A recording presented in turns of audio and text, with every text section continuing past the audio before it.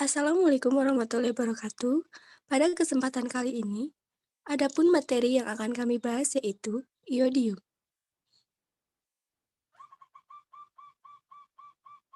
Adapun anggota dari kelompok kami yaitu 1. Mutia Ardita Pradanti Dewantara, 2. Osama Armarisa, 3. Fatima Asyara Ramadhani, 4. Julia Siti Nurrohma, 5. Rahmaniar Ahmad, 6. Dewi Rahmasari, 7. Sartika Priskila Akil, 8. Siti Nurjana, 9. Rindi Astuti, 10. Dina Hidayati, 11. Pradia Haja Kurnia, 12. Atika Jidan Ali, 13. Ulfa Nabila. Baiklah teman-teman, langsung saja kita mulai ke sesi penyampaian materi. Pengertian iodium. Iodium adalah zat gizi mikro yang esensial bagi tubuh komponen dari hormon tiroksin. Iodium mudah larut dalam air, tetapi tidak ditemukan di alam dalam keadaan bebas karena sangat reaktif. Unsur ini terdapat di alam sebagai senyawa garam, bentuk senyawa iodat dan iodida dalam lumut-lumut laut, dalam bentuk iodida dari air laut yang terasimilasi dengan rumput laut, tanah kaya nitrat, air garam dari air laut yang disimpan, dan di dalam air payau dari sumur minyak dan garam. Iodium berperan pula dalam perubahan karoten menjadi bentuk aktif vitamin A, sintesis protein dan absorpsi karbohidrat dari saluran cerna, serta dalam sintesis kolesterol darah.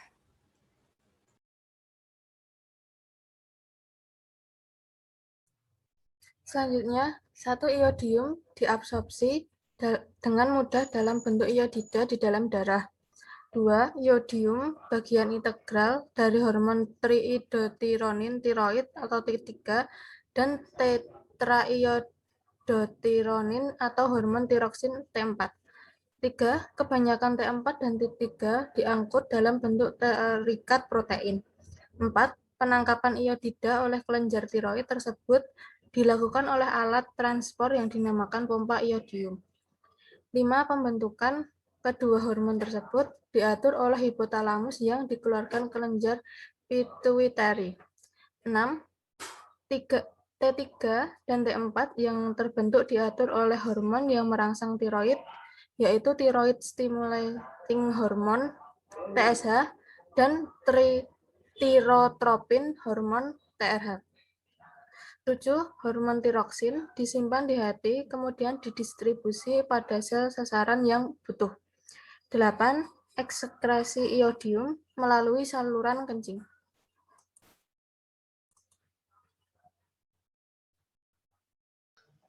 Selanjutnya, metabolisme iodium.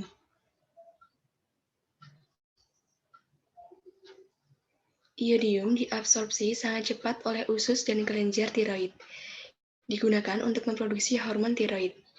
Dalam saluran pencernaan, iodium dalam bahan makanan dikonversikan menjadi iodida yang mudah diserap dan ikut bergabung dengan pool iodida intraseluler atau ekstraseluler. Penangkapan iodida oleh kelenjar tiroid dilakukan melalui transport aktif yang dinamakan pompa iodium. Mekanisme ini diatur oleh hormon yang merangsang tiroid, yaitu thyroid stimulating hormone atau TSH, dan hormon tirotrofin atau TRH, yang dikeluarkan oleh hipotalamus dan dikeluarkan oleh kelenjar pituitari untuk mengatur sekresi tiroid. Hormon tiroksin kemudian dibawa darah ke sel-sel sasaran dalam hati. Di dalam sel-sel sasaran dan hati, tiroksin dipecah dan bila diperlukan, iodium kembali digunakan. Ekskresi iodium dilakukan melalui ginjal, jumlahnya berkaitan dengan konsumsi. Kelebihan iodium terutama dikeluarkan melalui urin dan sedikit melalui feses yang berasal dari cairan empedu.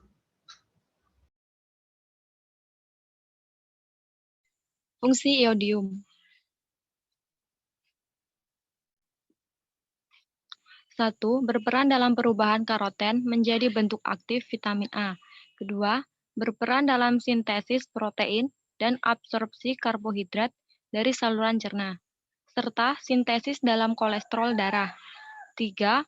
Hormon T3 dan T4 berfungsi dalam mengatur pertumbuhan dan perkembangan.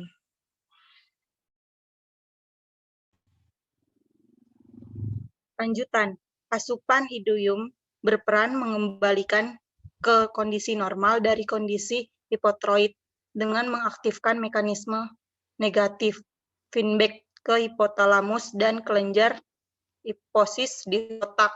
5. Mengontrol kecepatan tiap sel penggunaan oksigen, mengontrol kecepatan pelepasan energi dari zat gizi sumber energi. 6. Pembentukan sel darah merah dan reproduksi. Angka kecukupan iodium, yaitu pada bayi 50-70 mikrogram, pada balita dan anak sekolah 70-120 mikrogram, pada remaja dan dewasa 150 mikrogram, pada ibu hamil dengan tambahan 25 mikrogram dari kebutuhan dewasa, dan pada ibu menyusui tambahan 50 mikrogram dari kebutuhan dewasa.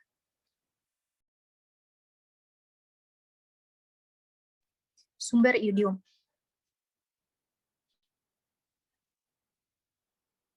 Terdiri dari yang pertama yaitu ikan laut, kedua sayuran hijau, ketiga daging, keempat ikan tawar, kelima produk susu dan turunannya, dan yang terakhir buah.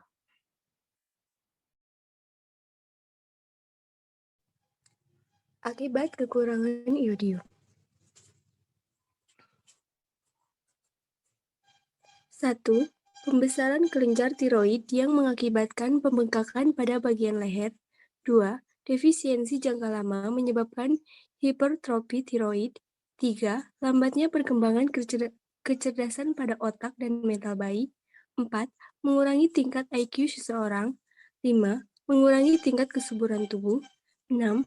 Terjadinya resiko keguguran pada kandungan.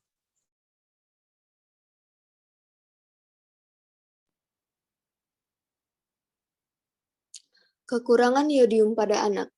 Defisiensi iodium pada anak karakteristiknya berhubungan dengan goiter. Goiter pada anak sekolah 6-12 tahun merupakan indikator defisiensi iodium pada masyarakat. Studi terbaru anak sekolah yang tinggal di daerah defisiensi iodium pada sejumlah negara menunjukkan kerusakan kemampuan belajar dan IQ dibandingkan pada daerah non-defisiensi iodium. Dapat disimpulkan, kekurangan iodium mengakibatkan keterampilan kognitif yang rendah.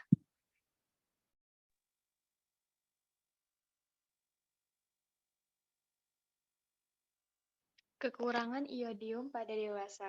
Pada orang dewasa dapat terjadi gondok dengan segala komplikasinya. Yang sering terjadi adalah hipotiroidisme, bodoh, dan hipertiroidisme. Karena adanya benjolan atau modul pada kelenjar tiroid yang berfungsi otonom.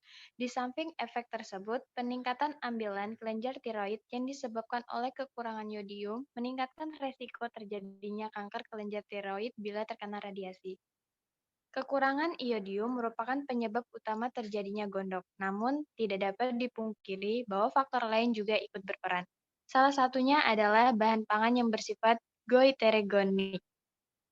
Goiterogenik adalah zat yang dapat menghambat pengambilan zat iodium oleh kelenjar gondok, sehingga konsentrasi iodium dalam kelenjar menjadi rendah.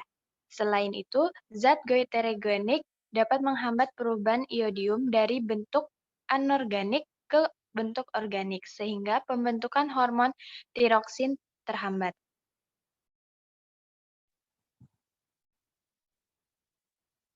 Akibat kelebihan iodium.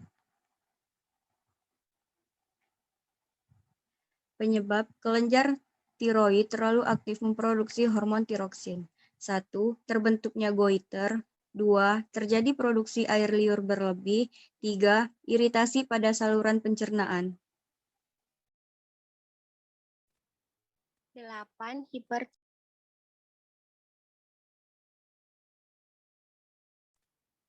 Satu, produksi hormon yang berlebihan. 2. Mengakibatkan aktivitas metabolisme meningkat, berat badan turun. tremor, frekuensi jantung meningkat atau toksisitas hormon, dan 3 menyebabkan penyakit Greb. 4 gejalanya berupa pembengkakan jaringan di bawah kantung mata sehingga bola mata menonjol.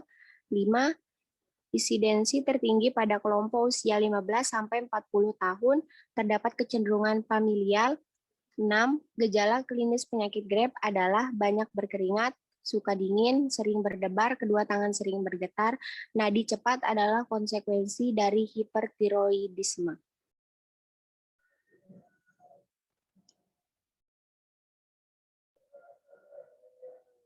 Sembilan, hipotiroid.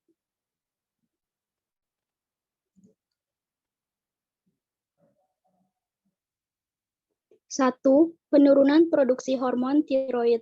2. Pada orang dewasa, kondisi ini menyebabkan myxedemia, yang ditandai adanya akumulasi air dan musin di bawah kulit, sehingga nampak edem. 3. Pada anak kecil, menyebabkan retardasi mental dan kerdil yang sering disebut kretisme. Dapat terjadi akibat malfungsi pada kelenjar tiroid, pada hipofisis atau pada hipotalamus. 4. Terjadi gondok karena sel-sel tiroid menjadi aktif, berlebihan dan hipertrofik dalam usaha untuk menyerap semua iodium yang tersisa dalam darah. 5. Gejala kretinisme, ikterus, tangisan parau, konstipasi pada bulan selanjutnya. Bentuk tubuh pendek, lidah kasar menjulur keluar, hidung lebar dan rata, mata melebar, rambut dan mata kering, abdomen buncit, retardasi mental.